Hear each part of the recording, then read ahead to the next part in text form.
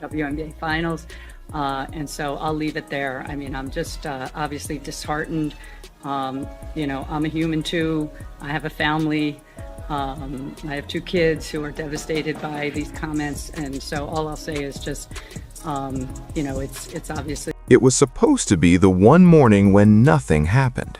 One quiet window in the calendar when the phones stopped buzzing, the emails paused, and the noise finally died down. Christmas morning. For most of the sports world, it's a lull. Background games, holiday highlights, nothing controversial enough to dominate the conversation. And inside the headquarters of the WNBA, that silence wasn't just expected, it was needed.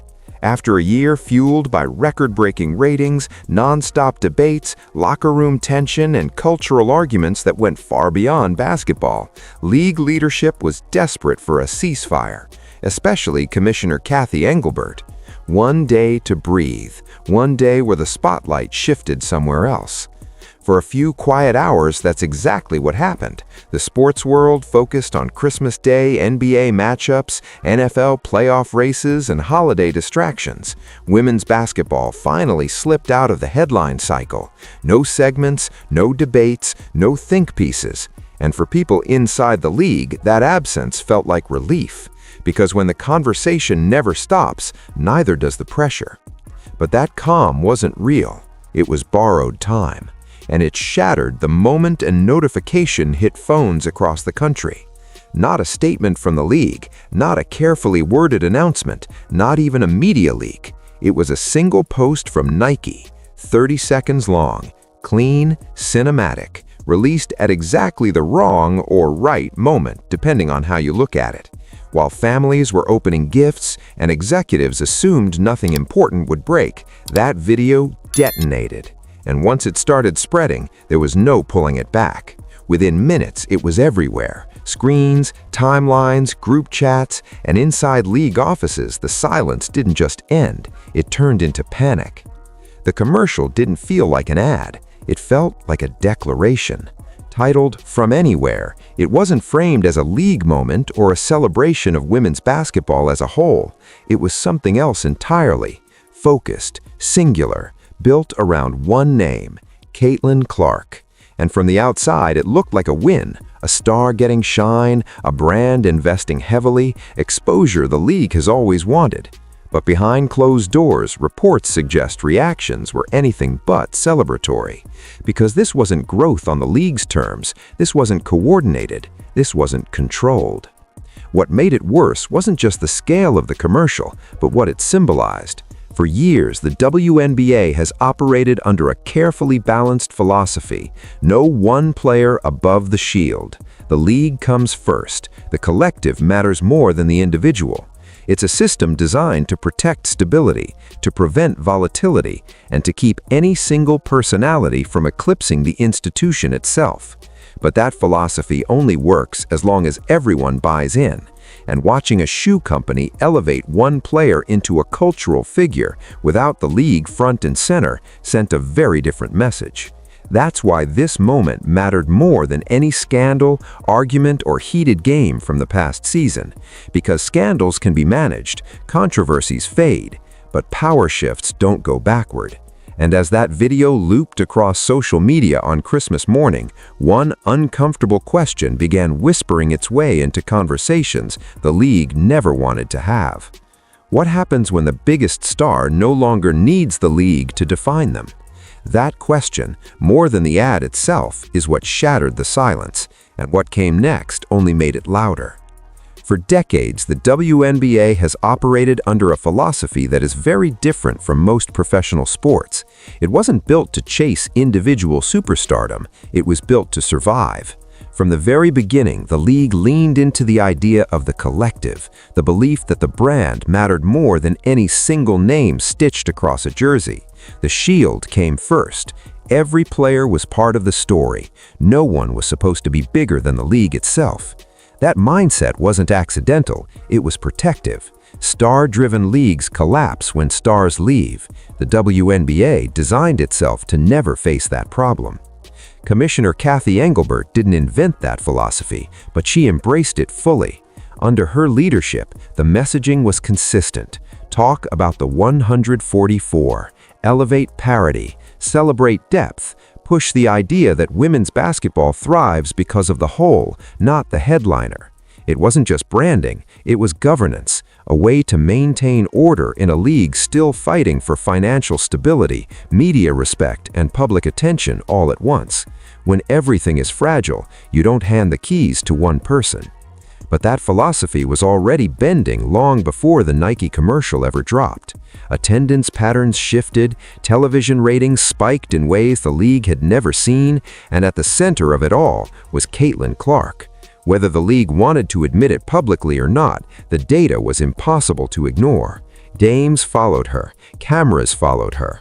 Fans who had never watched a WNBA possession were suddenly arguing online about officiating, fouls, and defensive schemes.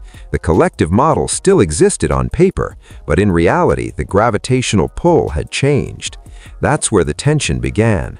Because when a league built on equality starts revolving around one orbit, everything inside it feels unstable. Veterans felt it, front offices felt it, media narratives shifted faster than leadership could manage them. Every hard foul became a headline, every reaction became a debate about favoritism or bias, and the league found itself stuck in an impossible position, needing the surge of attention Clark brought, while fearing what that attention was doing to its internal balance. The problem wasn't just that Clark was popular. Superstars exist everywhere. The problem was that her popularity didn't feel league-owned. It didn't grow slowly through years of institutional marketing. It exploded organically, fueled by viral clips, social media culture, and a fan base that followed her, not the uniform she wore.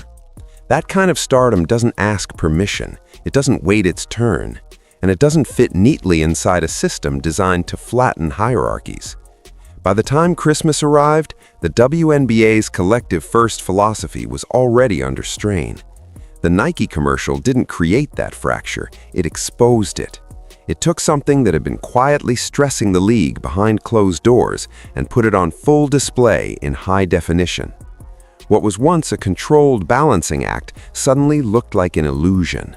Because when one player is marketed like a global icon, the idea that everyone is equal stops sounding like vision and starts sounding like denial.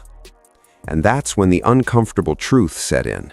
This wasn't just about branding anymore. It was about control, about whether the league could still dictate the narrative or whether that power had already slipped into someone else's hands. And as much as the WNBA tried to preserve the old philosophy, what came next made it clear that the bulldozer had already rolled through. The moment the commercial began playing, it was obvious this wasn't standard sports marketing. There were no quick-cut highlights, no roaring crowds, no announcer hype layered over game footage. Instead, it unfolded like a short film. Cold air, snow underfoot, a quiet driveway that felt almost cinematic in its emptiness. Then Caitlin Clark steps into frame, not as a rookie, not as a promising athlete, but as the centerpiece of something much bigger.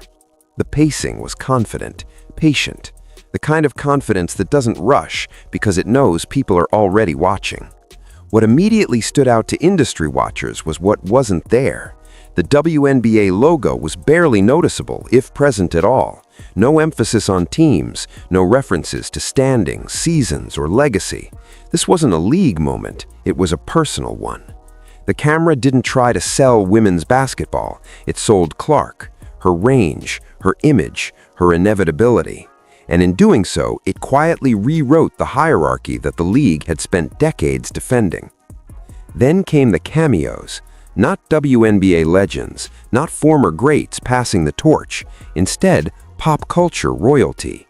Travis Scott appears, effortlessly signaling global relevance. Jason Kelce and his brother slide into the narrative, representing the current kings of American sports media. Their presence wasn't random, it was strategic. Validation not from within women's basketball, but from outside of it, from the mainstream, from the audience the league has chased for years. That choice alone spoke volumes. Nike wasn't positioning Clark as the future of the WNBA. They were positioning her as already arrived, someone who doesn't need institutional introduction, someone who belongs in the same frame as global icons, not as part of a women's basketball lineage, but as a cultural force in her own right. And whether intentional or not, that framing sent a message that league executives reportedly couldn't ignore. The center of gravity had moved. Insiders have suggested the reaction behind closed doors was immediate and intense, not because the ad was bad, quite the opposite, because it was too effective, too polished, too expensive, too independent. This wasn't the collaboration where the league guided the narrative or protected its broader brand. This was Nike making a unilateral statement. They don't need the league to create value. They just need the star. And for a commissioner tasked with managing balance, parity, and shared growth, that realization cuts deep. The message of the commercial was simple but devastating. From Anywhere wasn't just about shooting range, it was about reach, about transcendence, about existing beyond systems, structures, and permission slips. Clark wasn't framed as one of many. She was framed as singular, someone who could be anywhere, appeal to anyone, and move product without leaning on the league she technically represents. That's not just marketing, that's leverage.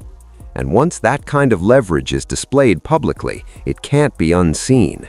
Every executive watching understood what it implied. Every player noticed the difference in treatment. Every sponsor took mental notes. The hierarchy didn't shift slowly over time. It flipped in 30 seconds. And the timing of that flip, on a morning when leadership expected silence, made the message land even harder. Because this wasn't just an ad breaking the internet, it was a line being crossed. And as the league scrambled to process what had just happened, the realization set in that the fallout wouldn't stay confined to branding or perception. The ripple effects were already moving towards something much bigger and much more personal. To understand why this commercial landed like an ambush, you have to rewind a few weeks earlier, to a moment the league believed it still had leverage. That moment was the launch of Unrivaled 3-on-3 League, a player-driven off-season project designed to solve one of the WNBA's biggest long-term problems. For years, top players had been forced to chase overseas contracts just to make ends meet. Unrivaled was pitched as the fix: more money, more control, more visibility at home, and most importantly, a way to keep the league's stars under one roof during the off-season instead of scattering across the globe. Publicly, Commissioner Kathy Engelbert embraced the idea. It fit perfectly with the collective philosophy: equity, shared ownership, veterans finally getting rewarded for carrying the league through its lean years. Unrivaled wasn't just basketball, it was a statement about values. And from the league's perspective, there was one name that could make or break the entire experiment: Caitlin Clark. Reports began circulating that organizers went all in to secure her participation. Not casual outreach, not symbolic offers. We're talking about a number that turned heads even in men's sports circles. Over $1 million for a few weeks of work, according to people familiar with the situation. Framed carefully as opportunity, framed as responsibility, framed as doing her part to grow the game. The subtext was clear. This wasn't just an invitation, it was an expectation. And then Clark said no. No public feud, no dramatic announcement, just a quiet decision to step away, rest, recharge, play golf, let the hype breathe. At least, that was the public framing. Behind the scenes, the reaction was far less calm. Almost immediately, whispers started creeping into media spaces and analyst circles that she was missing out, that she didn't understand the moment, that turning down Unrivaled meant turning her back on progress. None of it official, none of it signed, but the message floated anyway. The league had extended its hand, and she hadn't taken it. That narrative didn't last long, because when Nike dropped From Anywhere on Christmas morning, it detonated whatever moral high ground the establishment thought it had. While Unrivaled was still trying to build momentum ahead of its January launch, Caitlin Clark's 30-second ad swallowed the entire conversation. The numbers told the story fast. Within a day, the commercial racked up views at a rate the new league's rollout couldn't touch. 6 times more engagement than Unrivaled's roster reveals and promotional material combined, according to online tracking. A brutal comparison, a public one. In an instant, the narrative flipped. Clark didn't look disengaged, she looked strategic. She didn't look like she was avoiding exposure, she looked untouchable. The same voices that implied she needed Unrivaled suddenly had to confront a different reality. Unrivaled needed her. And that realization stung, because it wasn't happening in private negotiations or closed meetings. It was happening in public, on the biggest shopping day of the year, through a shoe commercial. For the league office, this was the nightmare scenario. Their off-season centerpiece had been overshadowed without Clark even stepping on a court. The idea that fans were loyal to the concept of women's basketball took a direct hit. What the metrics suggested, fair or not, was that a massive portion of the audience was loyal to one show, one player, one storyline. And when that show chose Nike over league initiatives, it sent a signal no one at the top wanted to hear. Because once a star proves they can dominate the conversation without participating in league-approved projects, control starts slipping. And as executives quietly tallied the damage, it became clear that the fallout from this decision wasn't just about pride. It was about money, leverage, and who really holds the power when the cameras are on. What truly set off alarms wasn't the commercial itself, but what it exposed. Because once the initial shock faded, the conversation inside league offices shifted from outrage to something far worse: quiet panic. Money has a way of stripping narratives down to their bones, and the financial optics surrounding this moment were impossible to spin. Everyone watching understood the contrast immediately, even if no one said it out loud at first. On one screen, you had Caitlin Clark starring in a commercial that looked and felt like it carried $1 million production budget. Custom locations, high-end cinematography, cultural icons casually sharing the frame.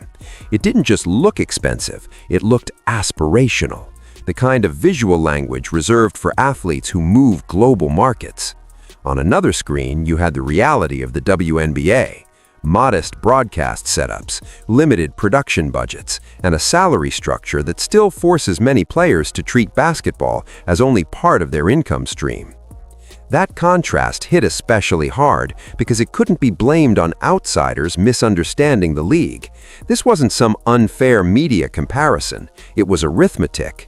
Clark is reportedly earning millions from endorsement deals with Nike and other major brands, while the league she represents pays her a rookie salary that barely registers next to the catering bill of that commercial shoot. And once fans see that side by side, there's no unseeing it. The league doesn't just look underfunded, it looks disconnected from the value it's helping generate. For Commissioner Kathy Engelbert, that's a public relations nightmare layered on top of a labor one. She's currently navigating future collective bargaining conversations, trying to convince players, sponsors, and media partners that the WNBA is entering a new era of legitimacy and financial growth. But every time that Nike ad airs during an NBA game or an NFL broadcast, it quietly undermines that pitch. It tells players exactly where the real money is and exactly who controls it. And players notice. Player associations notice even more. When an individual athlete's brand looks richer, more powerful, and more professionally marketed than the league itself, it becomes ammunition. Not emotional ammunition, strategic ammunition. It gives negotiators a visual exhibit they don't need to explain. Just point to the screen and ask, if she's generating this kind of value, why are we still fighting over crumbs? That question doesn't have an easy answer, and league leadership knows it. Behind the scenes, there are rumors that team owners began asking uncomfortable questions. Why aren't franchises seeing any direct return from this marketing explosion? Why does the league feel like a bystander in the monetization of its most valuable asset? Those aren't jealousy-driven questions, they're business questions, and they all circle the same realization. The league is being cut out of the profit loop, while its star is being monetized at full speed by corporate partners. That's where the panic sets in. Not loud, not public, but persistent. Because once sponsors learn they can access the audience without going through the league's leverage erodes. Slowly at first, then all at once. The fear isn't that Nike made money. The fear is that Nike proved it doesn't need the WNBA to do it. And if that becomes the prevailing belief in boardrooms, the consequences ripple far beyond one commercial. This wasn't just bad optics, it was a warning light, a reminder that the league's economic model is lagging behind the cultural moment it helped create. And as leadership absorbed that reality, another problem loomed, one that money alone can't fix. Because while executives worried about balance sheets and negotiations, a different kind of fallout was brewing somewhere even more volatile, inside the locker rooms. If the financial implications sparked anxiety in boardrooms, the emotional fallout hit somewhere far more volatile, inside the locker rooms. This is where the WNBA has always been most fragile, and where Commissioner Kathy Engelbert has spent the last 2 seasons trying to keep tensions from boiling over. The Nike commercial didn't just change how fans saw the league, it changed how players saw each other. And once that happens, the damage is much harder to contain.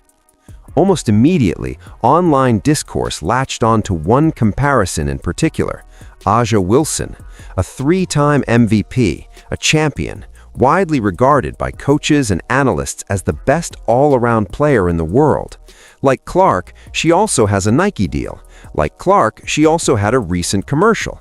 And the moment From Anywhere dropped, fans began placing those 2 ads side by side. Not quietly, not subtly, loudly, relentlessly. The contrast fueled a narrative that took on a life of its own. Clark's ad was described as cinematic, moody, and premium. Wilson's was labeled simple, stripped down, even low effort by some corners of the internet. And from there, speculation spiraled. Rumors suggested favoritism. Claims surfaced that Nike was intentionally propping up one star at the expense of another. Whether any of that is true is almost beside the point. In a league where perception often matters more than intent, the damage was already done. For league leadership, this was the nightmare scenario. Not because it involved endorsements, but because it validated long-held suspicions among veteran players. The belief that no matter how much they accomplish, no matter how many records they break or rings they win, the corporate machine will always chase the newest, flashiest narrative. The commercial didn't create that belief, but it reinforced it in high definition during the most visible moment of the year. That resentment doesn't stay online. It follows players into practice, onto the court, into split-second decisions during games. Engelbert knows this better than anyone. She's already dealt with seasons marked by physical play, accusations of targeting, and endless debates about whether Caitlin Clark was being treated differently by refs, by opponents, by the league itself. This commercial poured gasoline on every unresolved grievance. Suddenly, hard fouls don't look like basketball plays anymore. They look like statements. And that's where things get dangerous. Because when veterans feel disrespected by the system, they don't take it out on executives or brands. They take it out on the floor. The fear inside league offices isn't just about drama, it's about escalation. About a season turning into a revenge tour. About games being overshadowed by grudges instead of skill. About injuries, suspensions, and scandals that push casual fans away instead of pulling them in. What makes this moment especially volatile is that no one involved can openly address it. Nike won't comment, players can't speak freely without risking fines or backlash, the league can't acknowledge internal fractures without looking weak, so everything stays unspoken, simmering under the surface.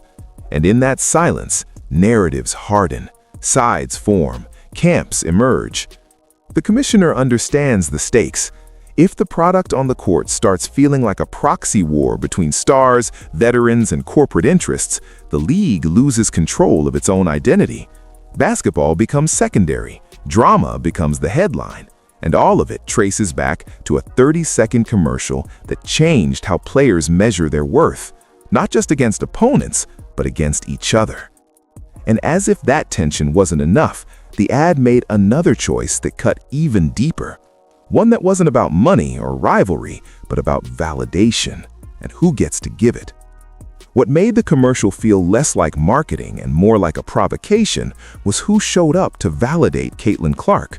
Not legends of the league, not pioneers who built the WNBA brick by brick. There was no ceremonial passing of the torch, no visual acknowledgement of the women whose careers laid the foundation for this moment. That absence wasn't accidental, it was a choice, and it sent a message that made longtime stakeholders deeply uncomfortable.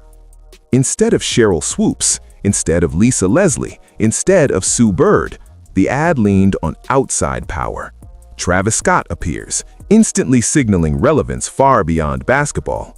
Jason Kelce and his brother step into the frame, representing the most influential voices in modern sports media. Even comedy culture makes an appearance through familiar faces tied to mainstream entertainment. These weren't basketball cameos, they were cultural endorsements. And that distinction matters. Nike wasn't trying to legitimize Clark within women's basketball, they were legitimizing her outside of it. The message was subtle but unmistakable. Her value doesn't need internal approval. She doesn't need to wait her turn. She doesn't need the blessing of the past to own the present. For a league that has historically relied on lineage, respect, and internal validation as a form of cultural currency, that framing cut against decades of tradition.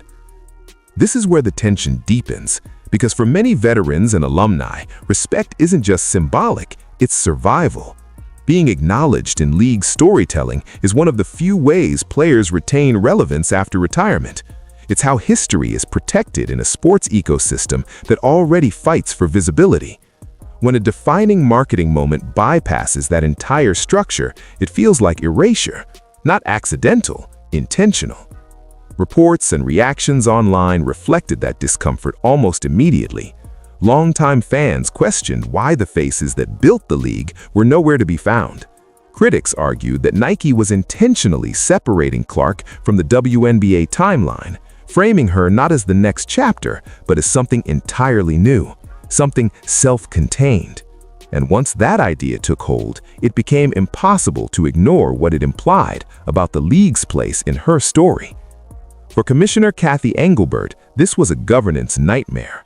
She needs veterans invested. She needs alumni aligned. She needs a bridge between the league's past, present, and future. But when the biggest star is marketed as having skipped the line entirely, it fractures that bridge. It invites resentment from those who feel their contributions are being overwritten instead of honored. More dangerously, it creates two audiences moving in opposite directions. One group drawn to Clark as a pop culture figure, unconcerned with league history. Another deeply loyal to the WNBA as an institution, suspicious of anything that appears to marginalize its roots. When those two groups collide, the league becomes a battleground instead of a home. And the person standing in the crossfire isn't Nike, it isn't Clark, it's the commissioner. Because once validation comes from outside the house, authority inside the house weakens. The gatekeepers lose influence, the hierarchy collapses, and what looked like a simple commercial suddenly begins to resemble a quiet rebellion, one that doesn't shout, doesn't protest, but simply walks past the front door and never looks back. Long before the Nike commercial ever aired, the relationship between Commissioner Cathy Engelbert and the players she governs had already been strained.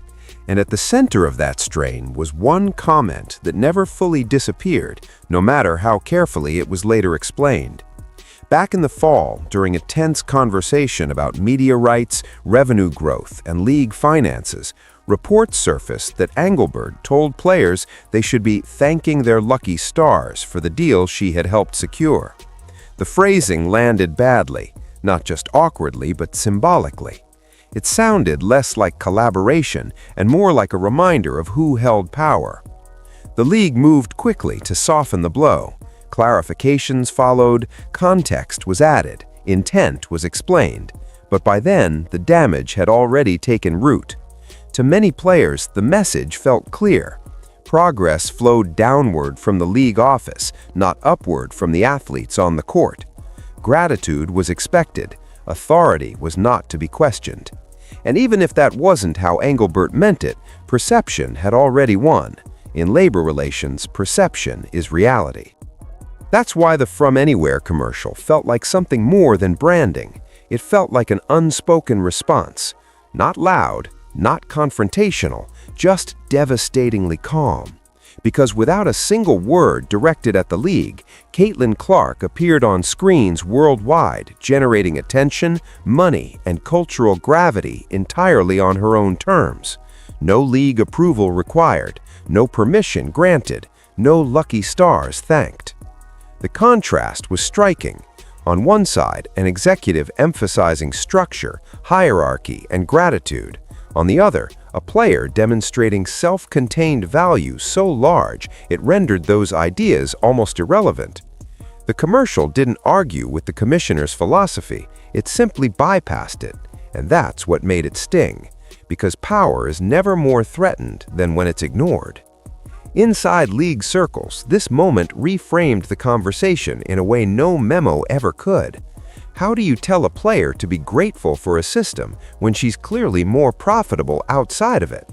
How do you assert authority over someone whose off-court earnings dwarf the league's ability to reward her on the court? Those questions don't have clean answers, and Engelbert knows that. She comes from a business background. She understands leverage, and she understands when the math no longer favors the institution. This is where the comparison to other superstar-driven leagues quietly enters the room. History shows that once athletes realize they are bigger than governance structures, those structures weaken fast. Rules become negotiable, expectations shift, and control is replaced by compromise. But what makes this situation uniquely volatile is the size of the gap. Clark's earning potential isn't just higher than her peers, it exists in a completely different universe. That kind of imbalance accelerates everything. From that perspective, the From Anywhere commercial wasn't just a flex, it was a recalibration of the power dynamic, a reminder that value doesn't always flow through official channels anymore, that the player can be the ecosystem, not just a participant in it. And when that realization settles in, authority stops feeling absolute and starts feeling fragile. That's why the Lucky Stars comment came rushing back into the conversation almost immediately, because this moment reframed it. What once sounded like a reminder of opportunity now sounded like a misread of reality. Clark didn't look lucky, she looked inevitable. And once a player is seen that way, the balance between gratitude and independence tilts for good. For league leadership, this isn't about ego, it's about governance. Once the belief takes hold that the league needs the player more than the player needs the league, everything changes. Negotiations, discipline, messaging, even public posture.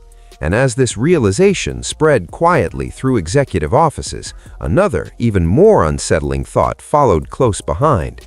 Because if the league is no longer the source of a star's power, then what exactly is its role anymore?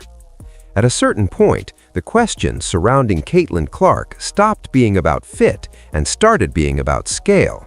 For years, skeptics asked whether she was good enough for the WNBA, whether her game would translate, whether the hype would hold. That debate is over. What replaced it is far more unsettling for league leadership because it turns the spotlight in the opposite direction. Is the WNBA big enough for her? That idea would have sounded ridiculous not long ago. Breakaway leagues have a history of collapsing under their own weight, especially in women's sports, where infrastructure, broadcasting, and sponsorship networks are tightly interwoven. But the From Anywhere commercial cracked that assumption, not by announcing anything, not by teasing a future move, but by proving something quietly and unmistakably. The money is already there. Not hypothetically, not someday, now. When a company like Nike is willing to pour what appears to be millions into a single 30-second spot built entirely around one athlete, it forces a recalculation.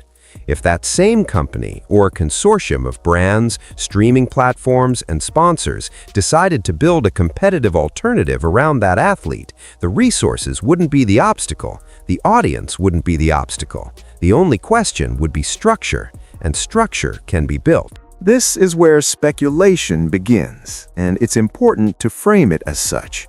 No one has announced a breakaway. No official plans have surfaced. But within industry circles and fan spaces, the idea is being whispered openly.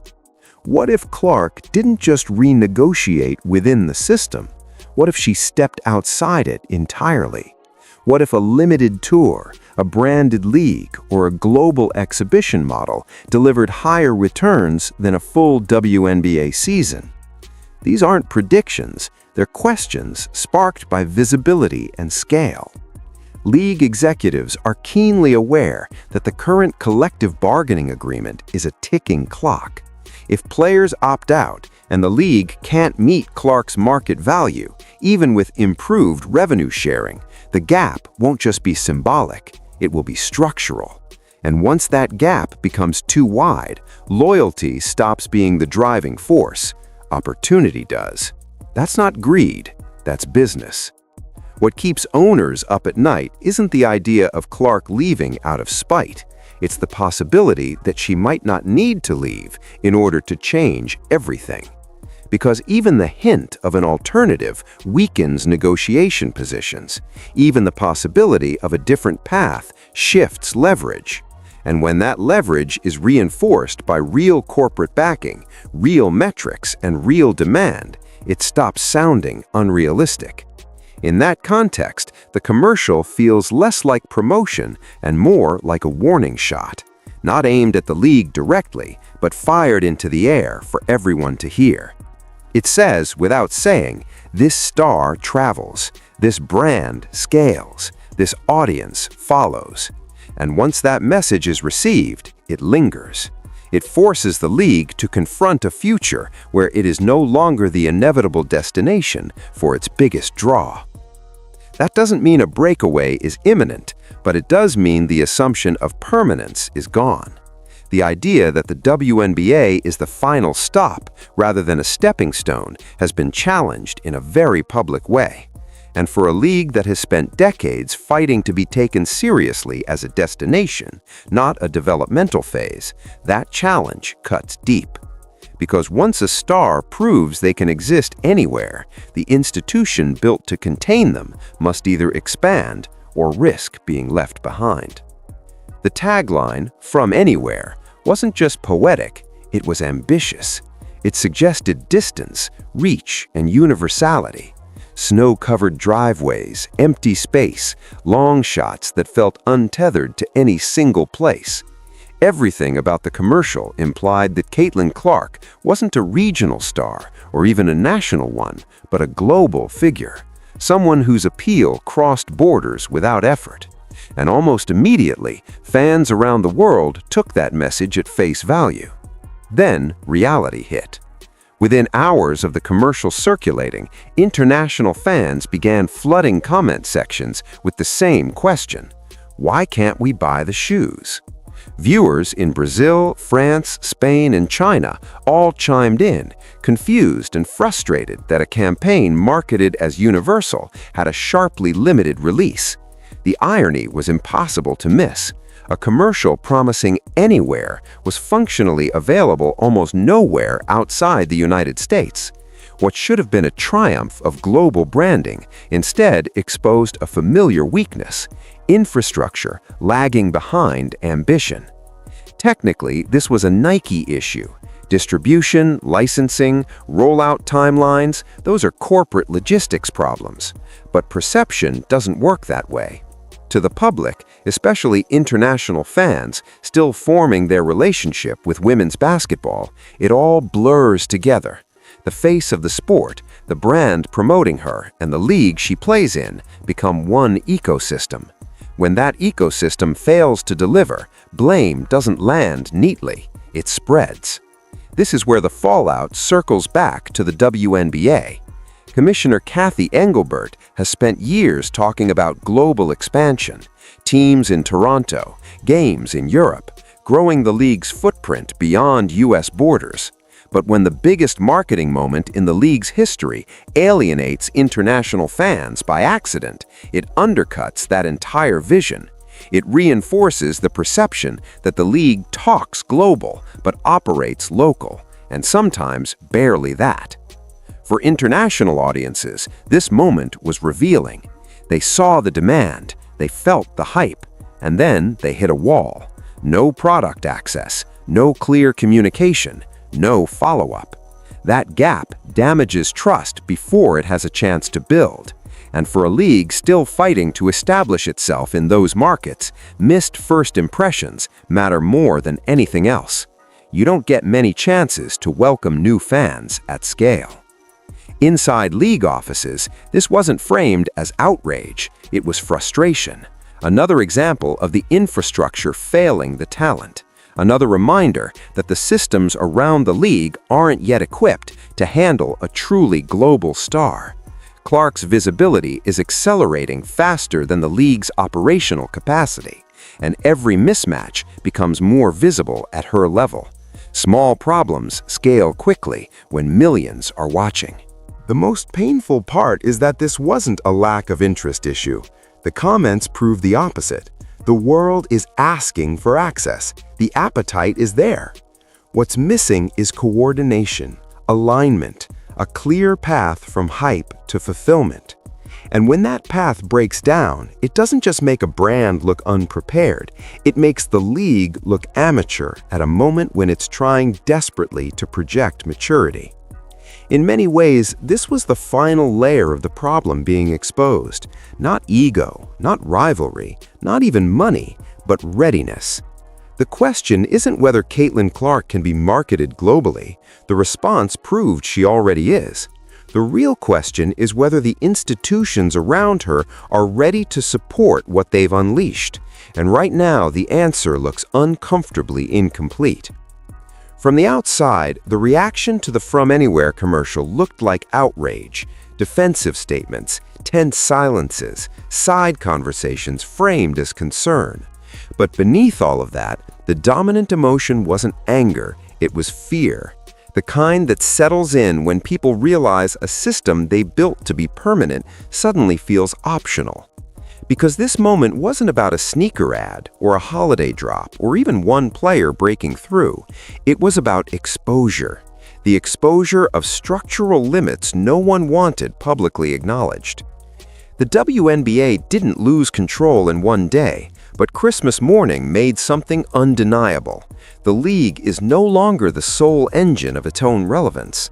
The attention, the money, and the cultural gravity now flow through individuals in a way that can't be neatly managed or centrally governed. And when that happens, authority doesn't evaporate, it erodes, quietly, steadily, until one day it's noticed too late. For Commissioner Kathy Engelbert, this is the hardest kind of leadership moment. There's no scandal to investigate, no rule violation to punish, no simple fix to announce. The challenge isn't restoring order, it's redefining it.